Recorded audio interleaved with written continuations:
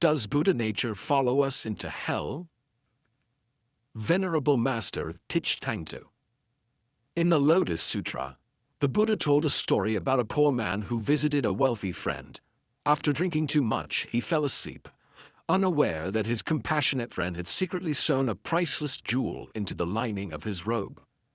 The man wandered for years in poverty, begging from place to place, never realizing he already possessed immense treasure within himself. Only when he met his friend again and was shown where the jewel had been hidden, did he awaken to the truth. From that moment, his life of suffering and wandering came to an end. So it is with us. Within every person already exists something pure, eternal, and true. Yet we spend our lives chasing temporary illusions, false desires, and restless thoughts. Because of this ignorance, we continue drifting through the 6 realms of existence. So when one falls into hell, does Buddha nature descend there as well?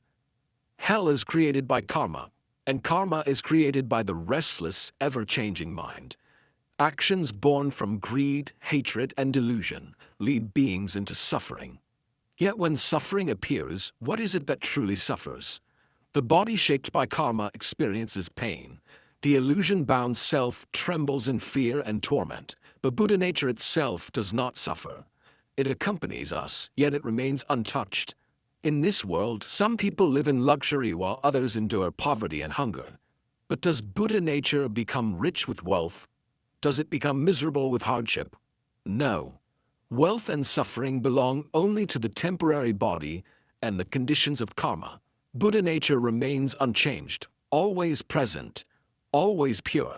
The tragedy of human life is not that truth is absent.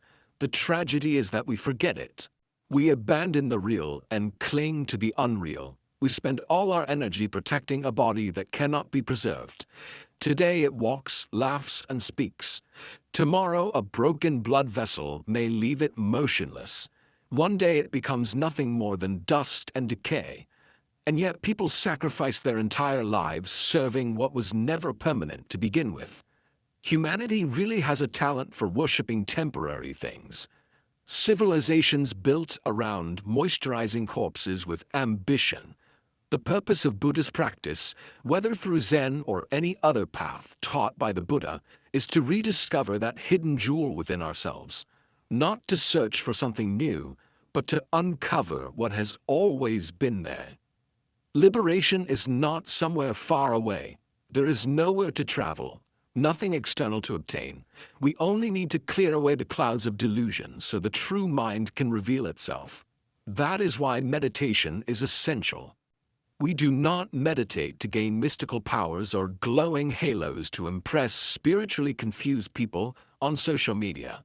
We meditate to quiet the chaos of the mind. When the mind becomes still, truth naturally appears. Master Thích compared the mind to a jar of muddy water. When the water is stirred, nothing can be seen clearly. But if the jar is left undisturbed, the dirt settles naturally to the bottom, and the water becomes clear enough to reflect the sky, the earth, and even one's own face. The clear water was never created anew. It was already there beneath the mud.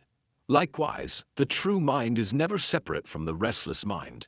When we stop clinging to passing thoughts, emotions, and endless mental noise as our true self, the original clarity reveals itself on its own. There are moments when we are not thinking at all, yet we still see, hear, and know. That awareness exists before thought, before judgment, before comparison. The ordinary thinking mind is temporary and constantly changing, but the silent awareness beneath it is steady and real. And strangely enough, humans ignore the real thing almost their entire lives because the noisy mind is louder. The mind throws glitter at suffering and calls it identity. True cultivation is not mystical or distant. It is profoundly direct and practical, letting go of the false so the true can appear. Many people seek miracles, supernatural experiences, and mysterious visions.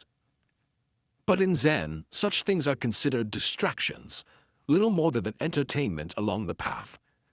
What truly matters is awakening to the truth within ourselves and living from it.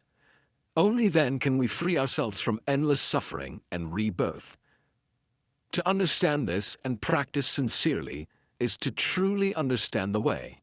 Otherwise, we continue wandering endlessly through the ocean of birth and death, carrying a priceless jewel while begging in the dark.